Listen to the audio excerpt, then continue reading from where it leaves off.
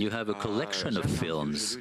I read an interview by yourself when you came to Lyon in France for the Lumière Festival. You received a great award, and you said at the time that you collected films. So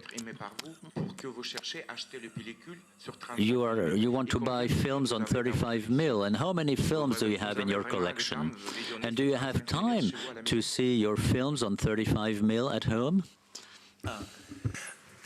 I've never counted how many prints that I've had, because I don't think I quite wanted to put my obsession under that harsh a microscope. So I actually never count them. I don't know how many I have, but I have a pretty terrific 35 millimeter collection and an even bigger 16 millimeter collection, and I screen them all the time. I'm always, I'm always watching movies and everything. And actually, part of the way, one of the nice things about my life is, because I've done fairly well in cinema, it's actually afforded me a chance to kind of almost live an academic's life.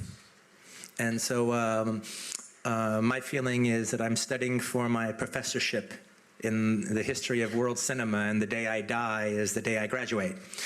And what I'll do is I'll just get on a kick of study of some sort, whether it's a director whose work I'm not familiar with, like say maybe, I don't know, Dorothy Arzner or somebody, or a director I decide to rediscover like George Roy Hill, or it's a genre of cinema or a country cinema, and then I just explore it.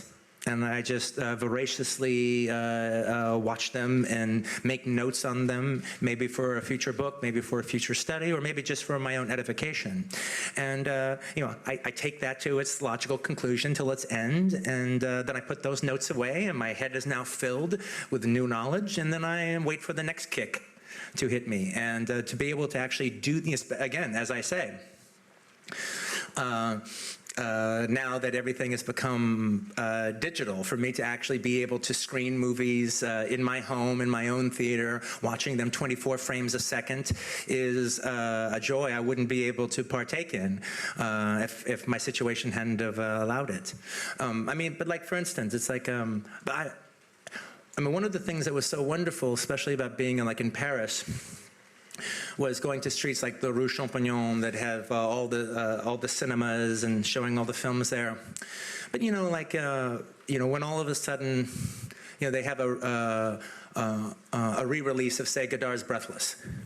All right. Well, if you're showing a new print of Breathless, or hell, even an old print of Breathless in a cinema, well, that's worth leaving the house and going out and going into a theater to watch it. But to watch a digital version of it, well, my criterion is just fine. I don't need to go and watch television in public.